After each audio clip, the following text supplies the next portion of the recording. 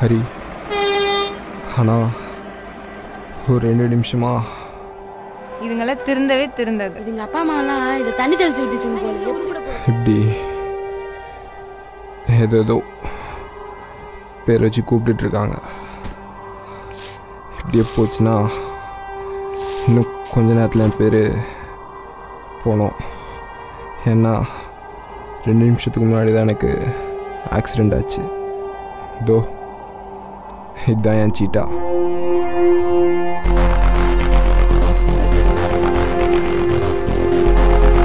இதில் உட்காரும்போது நான் தான் இந்த ஊருக்கே ராஜான்னு தோணும்.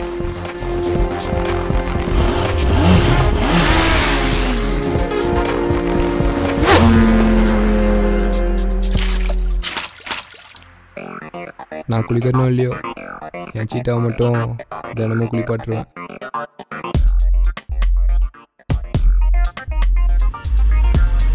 என்கிட்ட பேசுகிறவன் பார்வை என் மேலே இருக்கிறத விட என் சீட்டா மேலே தான் அதிகமாக இருக்கும். ஏய் வா மச்சி. நான் மச்சான் நாளைக்கு ரேஸு சும்மா போலீஸ் அலைய விடுறோம். நான் மச்சான் பண்ணுற பைக்கு பல தொட விட மாட்டியா என்ன? மச்சான் என்னையே தொட விட மாட்டான், உன்னை தொட விட்டுருவானா? ஆனால் இப்போ என் சீட்டாவை என்னாலே பார்க்க முடியல. திமுரு நான் பைக் எடுத்தா இந்த ஊரே என்ன தான் பார்க்கணும். எவ்வளோ ஸ்பீடாக போகிறான் பாரு.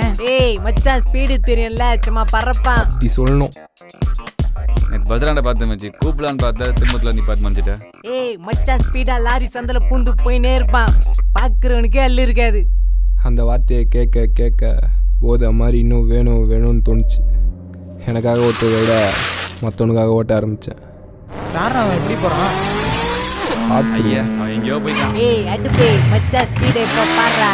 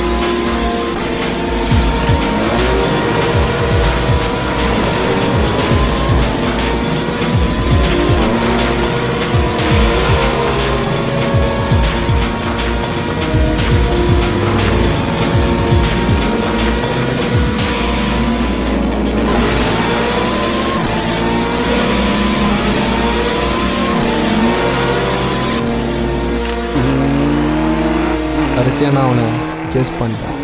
அப்போயே நான் மூட்டு போயிடணும். ஆனால் என் கெத்து அவனை முன்னாடி விட்டு பின்னாடி சேஸ் பண்ண சொல்லிச்சு. ஏன்னா நான் தான் கெத்து. ஸ்பீடு ஸ்பீடு ஸ்பீடு அப்படியே பைக்கை முறின்னு போகும்போது அடிக்கிற காட்டில் மயிரோடு சேர்ந்து என் மனசும் பறக்கும். ஆனால் அப்போலாம் எனக்கு தெரியாது நானும் அந்த மயிறு மாதிரி ஒரு நாள் கீழே விழுவேன்.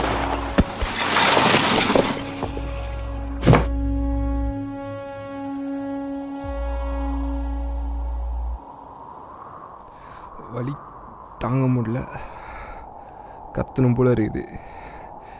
கத்துனா இல்லாத மானம் போயிருமே. நேரம் பார்க்க கூட நேரம் இல்லாத இந்த ஊரில் நேரம் இருக்கவங்க கூட வேடிக்கை தான் பார்க்குறான். செம்ம ஆக்சிடென்ட், ஒரே பிளட்டாக இருக்குது. இதில் ஒரு லைவ் கமெண்ட்ரி வேறு. விட்டால் நான் ஆயிருந்துச்சு பார்த்துல, அது அடிபட்டதானே செம்ம கேர் ஆயிடுச்சு. ஐயோ இல்லைம்மா நான் பார்க்கலாமா? சாப்பிட்டியா? ஒருத்தன் செகண்ட் ஸ்டாண்டர்ட் பையன் சர வெடிக்க போகிற மாதிரி வரலாமா வேணாமான்னு யோசிச்சுன்னு இருக்கான். ஒருத்தன் முடிவே பண்ணிட்டான்.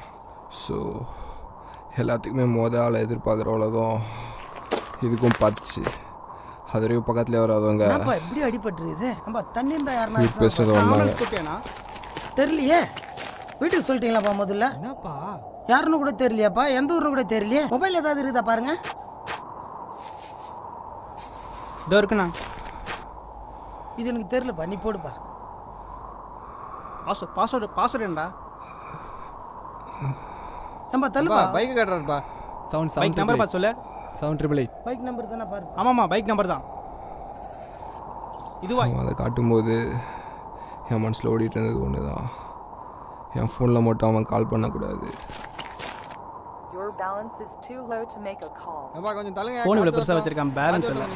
கொஞ்சம் ஃபோன் கொடுங்க. இந்த நிலைமையில் இப்படி ஒரு ரசிகன் எனக்கு தேவையான்னு தோணுச்சு. எடுத்தாப்பா. தண்ணி கொஞ்சம் கொடுப்பா. சார் வேணாம் சார், தண்ணி கொடுக்காதீங்க சார். ஏங்க கொடுக்கலாங்க, ரத்தம் வந்துட்டு இருக்குது. தண்ணி குடிச்சா கொஞ்சம் ஸ்டாப் ஆகிறதுக்கு வாய்ப்பு இருக்குது. சார் இல்லை சார், ஆக்சிடென்ட் ஆனால் தண்ணி கொடுக்கூடாதுன்னு கொஞ்சம் குடிக்கலாம், அதனால ஒன்றும் தப்பு இல்லை. கொஞ்சமாச்சும் கொடுங்க.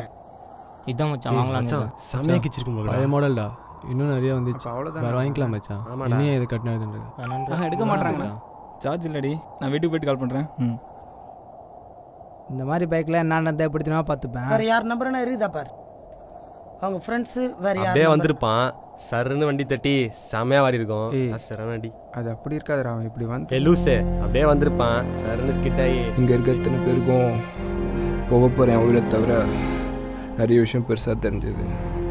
ஆனால் அது அவங்க தப்பு இல்லை. ஏன்னா எனக்கு ஏன் உயிர் மேலே அக்கறை இல்லாமல் தான் எவனோ ஒருத்தன் பறப்பான் சொல்லுவான்னு சீன் போட்டேன்.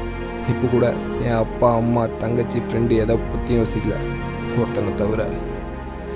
என் டிரைவிங்க்கு எத்தனை என்னை விட அதிகமாக நம்பினவன், மூச்சுக்கு 300 வாட்டி என் டிரைவிங்கை பற்றி பேசினவன், அவன் மூச்சு எப்படி முடிக்க போகிறேன்னு தான் தெரில. முதல்ல நானே முடிப்பேனான்னு தெரில.